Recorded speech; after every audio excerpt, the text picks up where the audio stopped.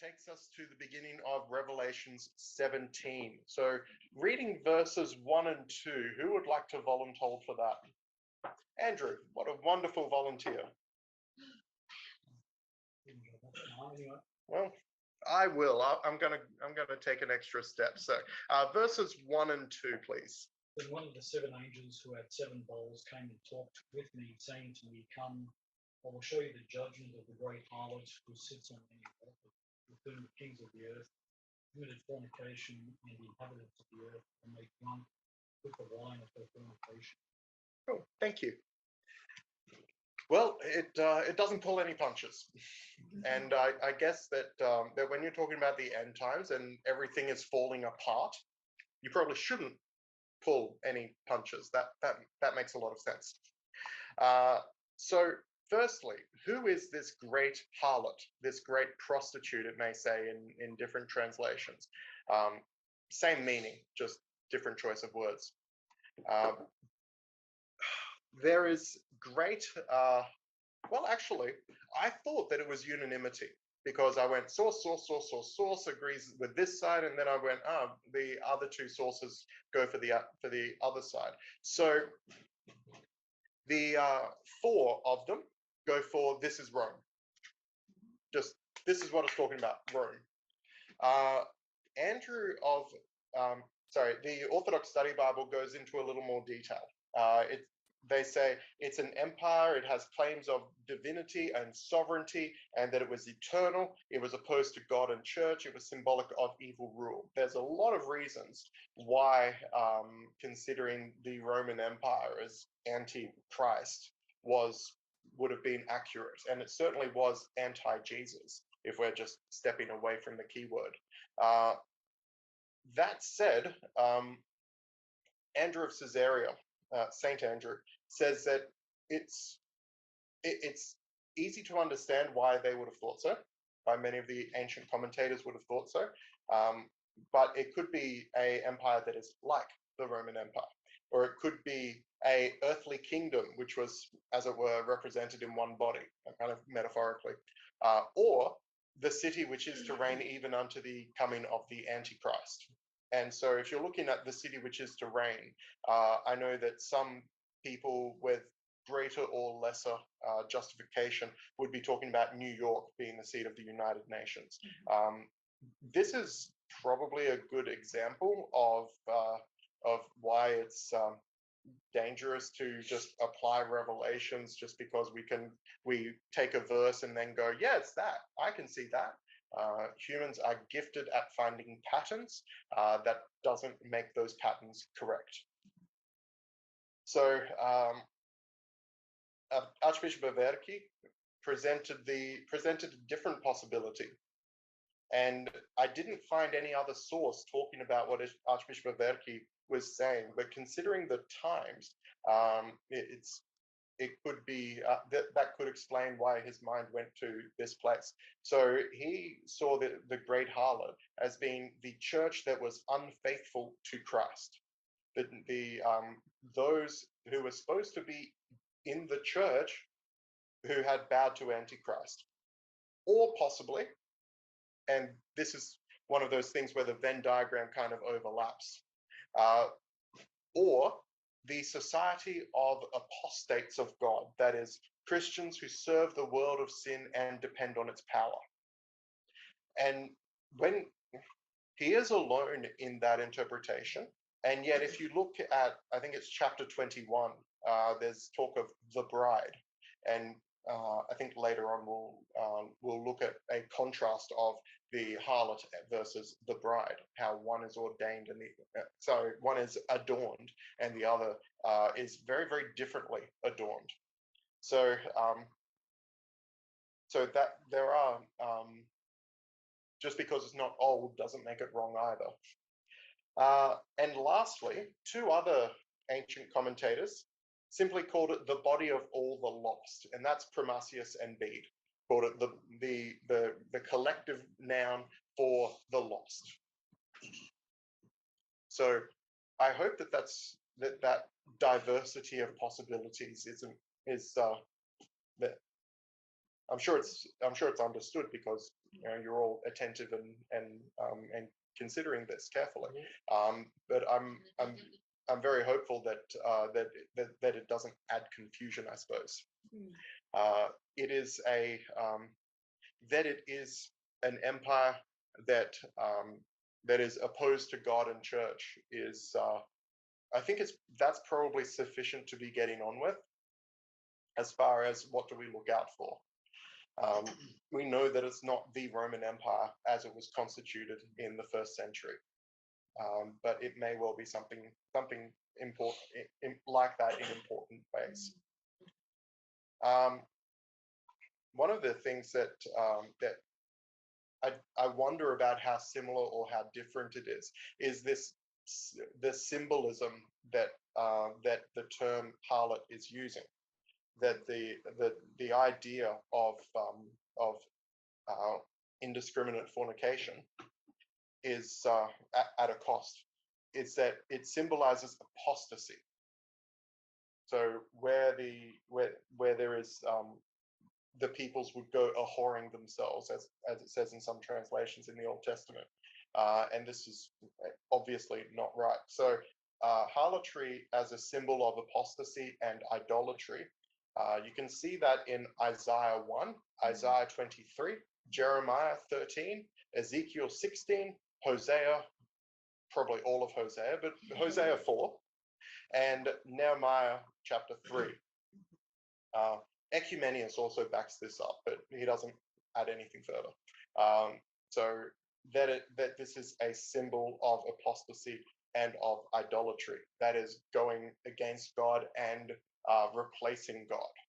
So it doesn't need to be a statue to be an idol, to be a replacement for God. In contrast, says Bede, we find the believers being of one mind, one soul, betrothed to one, and presented as the bride of Christ.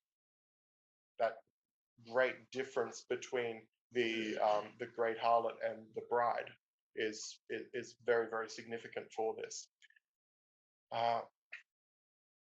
And it certainly does tie in with Bede's understanding of the great harlot as the body of the lost. In contrast, the bride is the found, I suppose.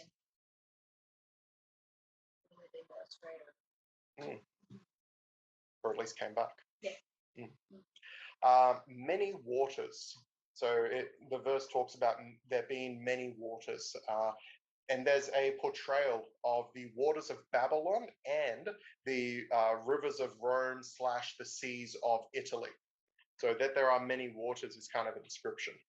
It symbolizes the nations who submit to the rule of that great harlot. Ecumenius and Primasius are almost the same here, where Ecumenius talks about how it's the nations that Rome rules and governs, whereas Primasius says it's many nations without any further detail. Basically the same thing, certainly the same milieu. Victorinus adds something else that he talks about how this is, sorry, just looking to see if this is the reference that I'm talking about, that this is talking about the saints who have suffered martyrdom because of a decree of the Senate under Decius. That although tolerance is proclaimed, it's she who has given to the nations every law against the preaching of the faith. This probably ends up being an example of how one can use revelations to back up one's own meta-narrative about where we are in time, rather than the other way around. So it's possible to do even for the ancients. Fornication as a concept, a metaphor for infidelity to the Lord. So it doesn't have to be at a cost. It can simply be the act itself, infidelity to the Lord, not keeping faith with the Lord. This refers to the vassal kingdoms that have accepted the cults, the religions of Rome. They've accepted their emperors that consider themselves deities, and they solidified this with political and economic obligations and fell into moral decadence. There's inertia pushes these things inexorably in the same direction. Inertia takes it down.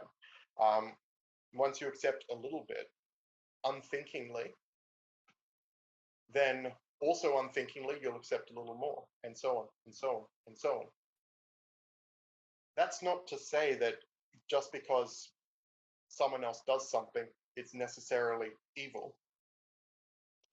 Things are not necessarily the thin end of the wedge just because someone else does them.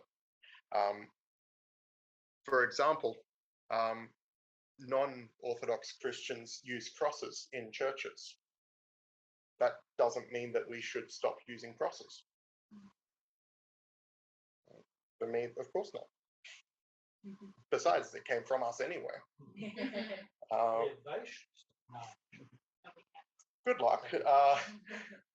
We don't not use carpet just because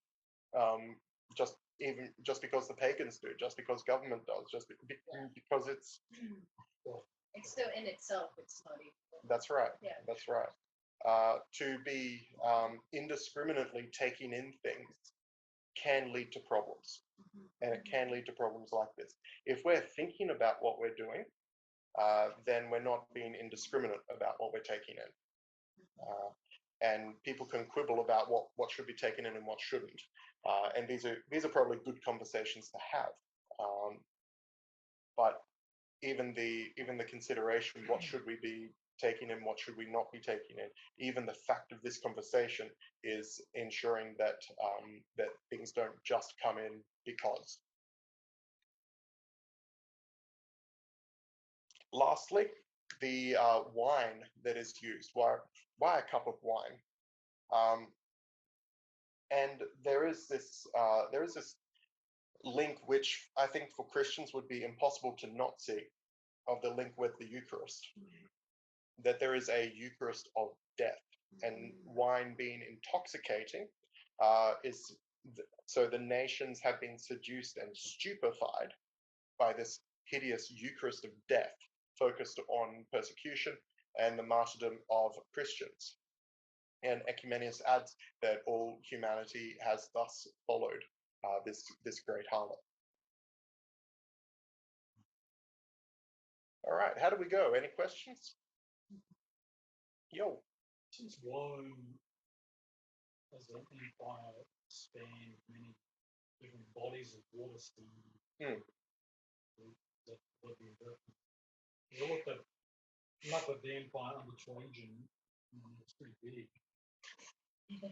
Kind of. So did you say a consensus, or a bunch of commentators reckon it was Rome? Yeah, part of that does come from verse. Where is it? One of the verses that we're going to talk about tonight. Talks about 7 hills, which is kind of a description for Rome. So, so it would be very, very difficult not to include Rome in a conversation about this particular vision. It is clearly making references to Rome, even if it's not talking about, even if it's not to be identified with the Roman Empire circa 100. When did St. John write Revelation again? Was in About 100, give or take. Yeah, well, Right. Or Nero, or yeah, there's a few. Because of course he'd remember a few emperors, and some were pretty terrible. In his time. So so that's why that it's very common for commentators to say this is Rome, clearly, or just this is the setting for the vision is Rome.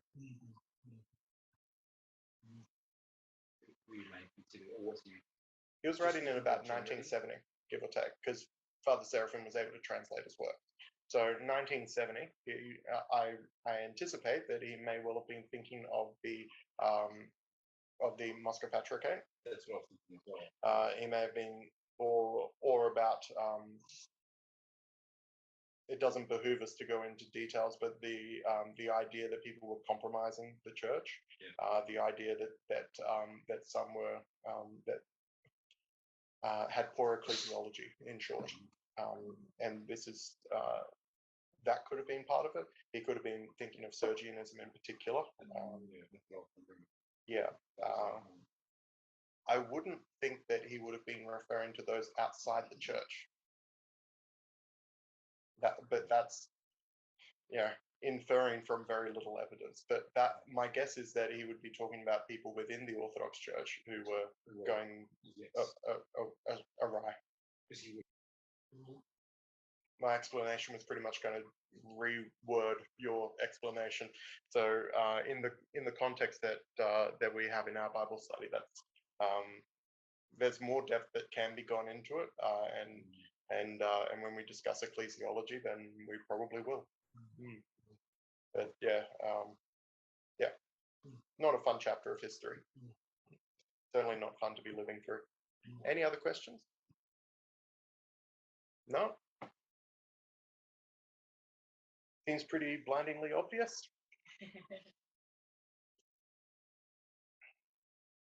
All right. Well, I think that we need to get another volunteer.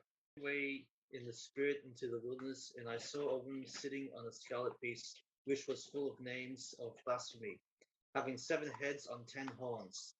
The woman was arrayed in purple and scarlet, and adorned with gold and precious stones and pearls, having in her hand a golden cup full of abominations and the filthiness of her fornication. Thank you. So there's a number of things that that various commentators looked at. So firstly, they looked at the positioning of the harlot, that that the harlot was sitting on the animal, indicated that the Roman system, that it indicated the Roman system supported by the Antichrist / emperor. So that was how it worked. That it was scarlet colored. The beast was scarlet colored. St. Andrew of Caesarea puts it that this is an indication of the severity, the cruelty, and the predisposition to murder that the Antichrist has. The names of blasphemy is one of those good questions. And it could well be, and to me it seems a very reasonable explanation, that these are the divine titles that were assumed by emperors. That if you read some of the titles, it's there's superlatives, and then there's something else. Like, really, did you really believe this? And yes, by all accounts. So the names of blasphemy, it seems pretty reasonable that this could well be the divine titles that were assumed by Roman emperors. And there's a bit of a question on the 7 heads thing. But if we keep to the idea of this referring to Rome, Archbishop of Verdi puts it that this refers to the 7 most impious of all emperors, who from Domitian to Diocletian persecuted the church from the 1st to the 4th centuries.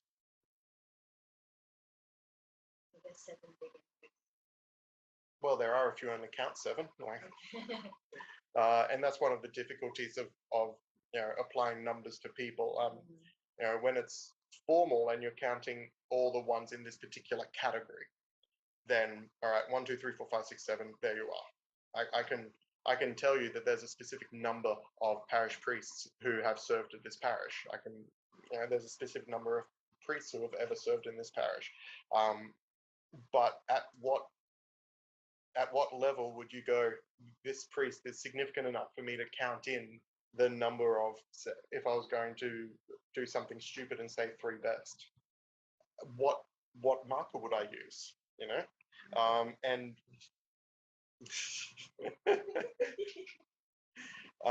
and what if someone was only slightly out, but I'm forcing it to go into 3?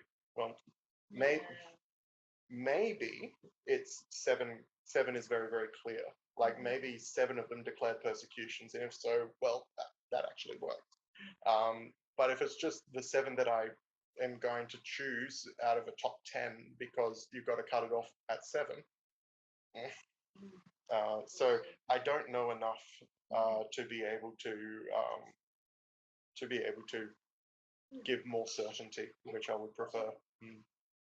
But at least I can be certain about how little I know, which in Revelations I think is important.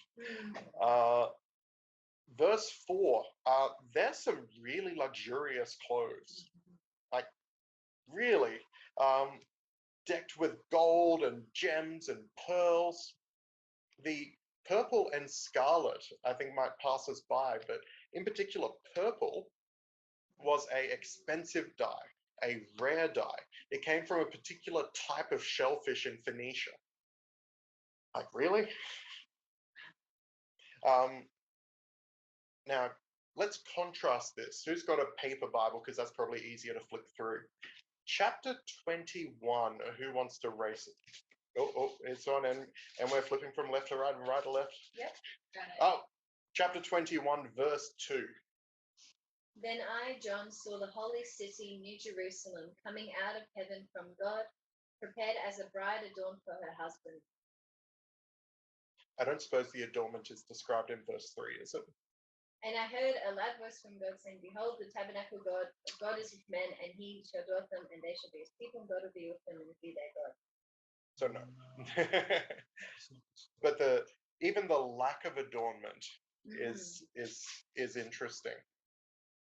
Where there's the desire to say the harlot is doing this, the bride is simply adorned. Yeah. So there wasn't this abominable luxury that you see with the great harlot. Yeah. The harlot's cup, we talked about wine before, that these are signifying the spiritual pollutions to contaminate humanity. Jeremiah 28:7, Babylon is portrayed there as a golden cup in the hand of the Lord, which makes all the earth madly drunk. And so this concept of becoming intoxicated by something is well, it has scriptural precedent. The purple and scarlet and gold that are mentioned in that in how she's dressed. These are symbols, as Archbishop Verki points out, of symbols of royal authority and dominion. The Andrew of Caesarea puts the cup as signifying the sweetness of evil deeds before they're tasted. And these things that are temptations, things that are passions, often the thought of them is much better than the fulfillment of them. And this is, well, if only we could remember in the heat of the moment, of course. But this is what St. Andrew says that it's referring to, the sweetness of evil deeds before they're tasted. Archbishop Verki continues that he was talking quite a bit about the members of a defective church, essentially. So they were Orthodox Christians who apostatized towards leaving them. And so the members of this church, which is unfaithful to Christ, or the apostates, nice that we have the option. But either way, these will be men given over to sensuality. They'll be filled with an outward piety. Sure, they'll make their phylacteries broad and their vestments ground touching, and everything will be just schmick. But they crave honors and fame and luxury and comfort. They arrange luxurious ceremonies for the powerful of the world to attain holy aims by sinful means. It's very clear where the Archbishop stands on do the ends justify the means? Nope. And he finishes that they preach exclusively by sword and gold, by force and by tempting. And I know, and may as well be said, that that things like that preaching by financial incentive has happened in even the Orthodox Church's history. This is something that royalty put in place. Unsurprisingly, it's not terribly successful method of evangelism. This is not, nor should it be, how we preach, whether to those inside the church or to those outside. It's much harder to preach Christ crucified.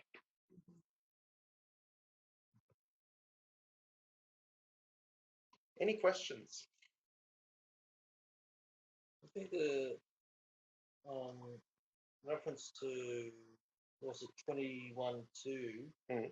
It's because it was a bridal gown, Ah, which yes. is usually just one color. And One color of purity, though. Well, we certainly have in our mind white, don't we? Yes. So that is a pretty new thing. That's a Queen Victoria thing. So yeah, it takes the Orthodox Church to say that Queen Victoria was a pretty new thing. Only in the Orthodox Church. Yeah.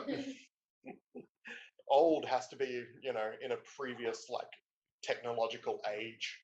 And if it's in this one, then it's not new. Oh, we can get to Iron Age.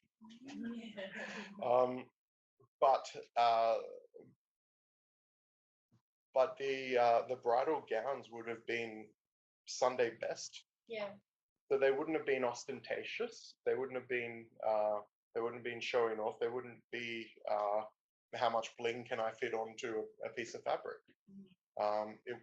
The adornment would have been that this is a bride that you want to marry. Very, very different to those who put their material riches for all to see. I think purple is especially financially ostentatious, and then scarlet would tend to be more royalty. Interestingly, the colours for red a while ago were based on royal colours because bridegroom of the church. But these royal colours were burgundy. That was the royal colour, and you can probably see vestiges of that in English monarchy, where you have it's mostly red with white trims, but a lot of it's red. You'd only have purple. Would have the red Yes. velvet or whatever and stuff inside. Like our crowns. Yeah, I know. That's what I was thinking. Yeah. He's royalty. Yes. Yeah. There is that link. So, so there is both I'm rich and I'm powerful in purple and scarlet. But to answer your question, Father, there is no reference in here of the link between the purple of mockery and the purple of harlotry. Yeah. Yeah. I was like, it kind of makes that. Yeah, I'm not surprised because it's not like our Lord willingly took it on. It was put on him by Herod to mock him because as king of the Jews. But also it was, as you say, among the ruling groups, it was the colour that distinguished them from everybody else. So. All right. We've got a volunteer for verses 5 and 6. Thank you. And on her forehead a name was written, Mystery, Babylon the Great, the mother of harlots and of the abominations of the earth. I saw the woman drunk with the blood of the saints and with the blood of the martyrs of Jesus. And when I saw her, I marveled with great amazement. Thank you. So we may wonder about a couple of things here. We may wonder, what's the deal with the headband? We don't normally walk around with our name tag on our forehead. But at the time, Roman law required prostitutes to wear headbands with their name on it. Yeah, really. So, so that is tying into I guess it is symbolism of the period, because that was part of the insignia. And if you're looking for that, then it becomes much easier to find, and no one gets confused. And St. Andrew of Caesarea puts it that this talks about the shamelessness that is unrighteousness. There was a fullness of sins, a disturbance of the heart, because that's what would be required to advertise your vice, advertise this way by which you make your living. Yet nonetheless, when she's called the mother, that is true. Her leadership is by fornication of the soul, that is by promoting infidelity to God, and by birthing unholy iniquities. It's definitely worth us talking about Babylon as a concept, and I think this is probably the point where it should be discussed. Late first century Christians would have seen Babylon incarnate in Rome. 1 Peter 5:13 is a example where he writes from Babylon. Well, he was there is it's implausible that he would have been in Babylon. It is very plausible that he would have been in Rome. However, it is a spiritual reality which transcends concrete manifestations or finitude. Babylon has always stood for rebellion against God, beginning with Genesis 11. That rebellion against God, including self-exaltation and idolatry. This makes the great harlot the mother of the detestable, the prostitution of God's creation. Her life is this perverse Eucharist, the death of those united with life incarnate. And our Archbishop talks about how this Babylon as a concept is tightly woven with the whole anti-Christian sensual culture of humanity that the last times has. Those for whom the second coming will be a catastrophe. The fall of this Babylon becomes the first act of victory in the worldwide battle of the church with the sinful kingdom of the devil. The last thing is that Archbishop Verki says that this blood of the martyrs includes all of those martyrs for Christ, but especially those who suffer at the time of the Antichrist. Any questions on that? What's a mystery? Really good mystery. That's a very good question, and I'm going to start by looking at the Greek for that particular sentence. Revelation 17, I think. Yeah, let's call it 17. That seems like a good name for it. Yeah. Well, what a coincidence. So verse 5.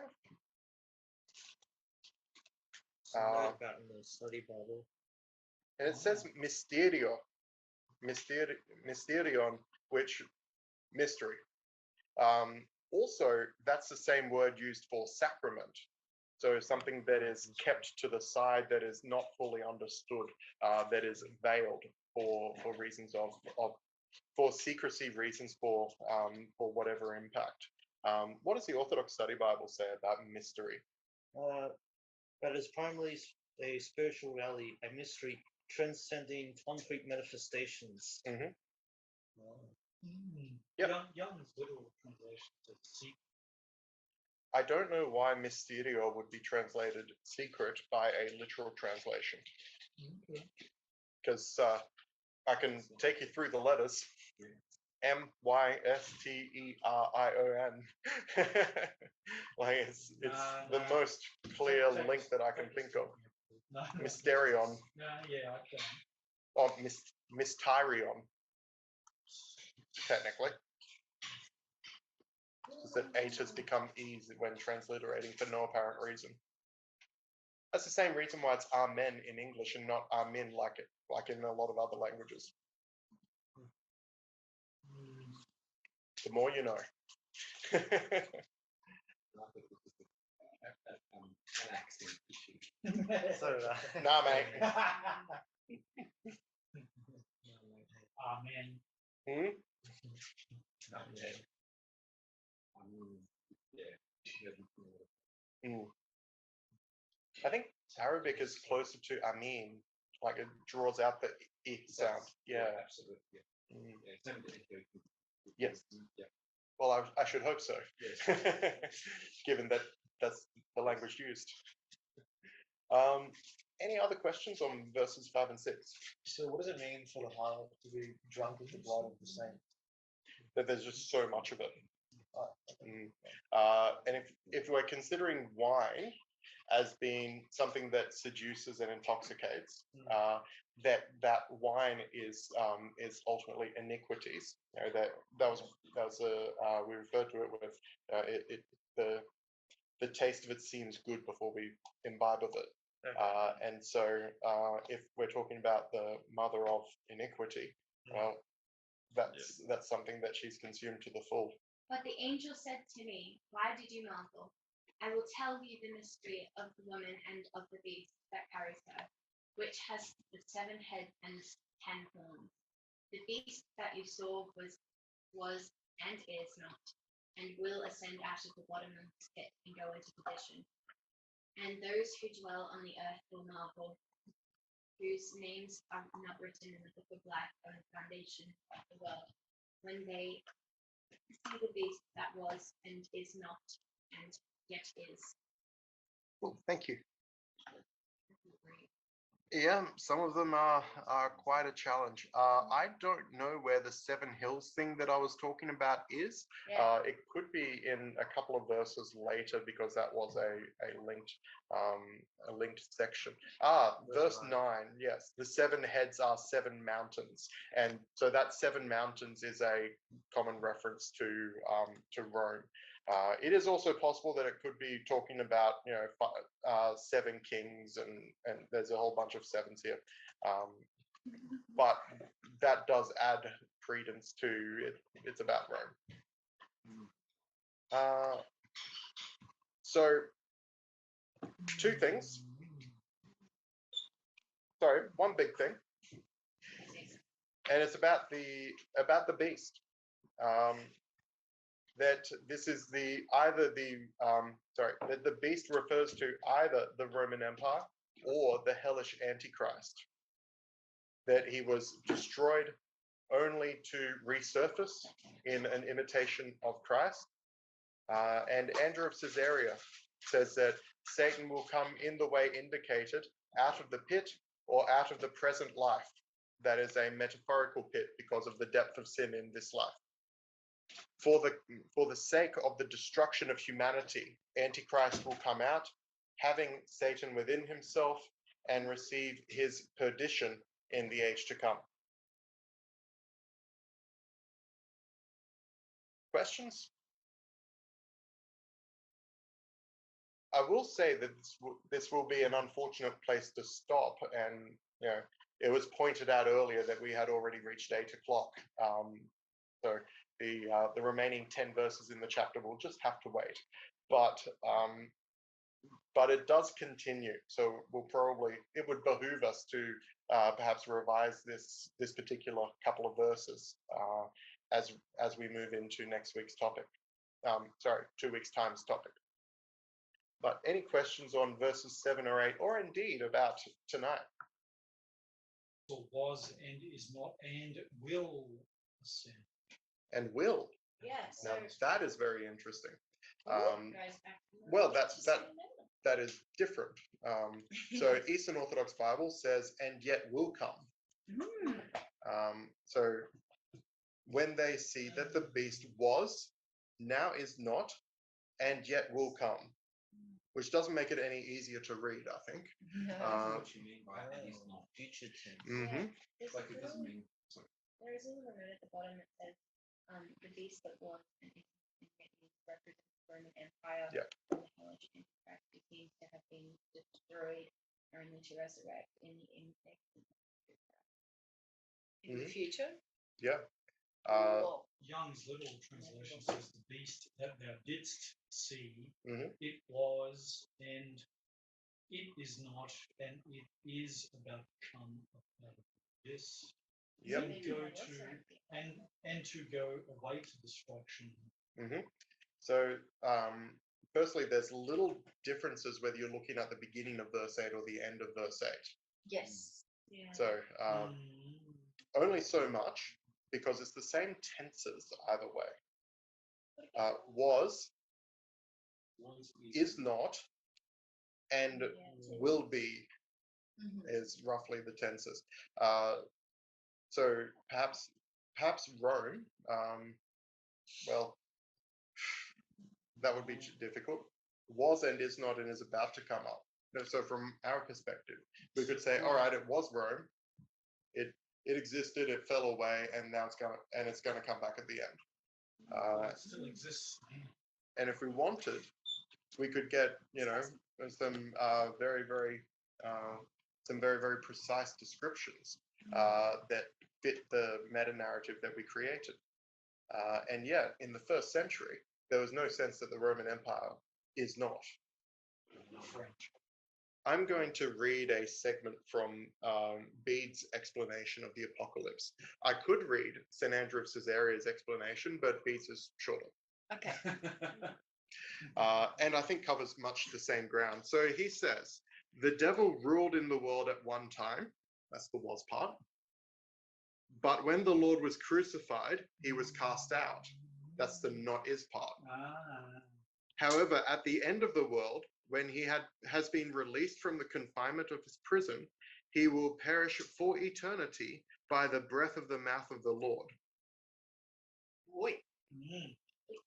The same breath that gave life. Boom. Yeah. Yeah. See, I make good choices. Yay, Bede. And it's funny, Bede sometimes kind of goes out on a bit of a tangent, but in this case, it's pretty. He's often in left field, but he's usually a good writer. No, not in a bad sense. It's just it's a very good perspective. Just where did you come from? Yes. Oh, England. Got it. Well, he was. He was in Vermouth. Yeah. So, so what do we think? Any other questions? No. We've been silenced by the venerable Bede. Yeah. Good. Thank you all. Let's close in prayer. It is truly meet the mercy of Theotokos, ever blessed and most blameless and mother of God, more honorable than the cherubim and beyond compare, more glorious than the seraphim, who without corruption gave us birth to God the Word.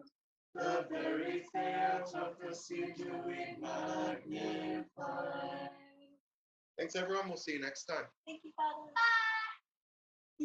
Bye.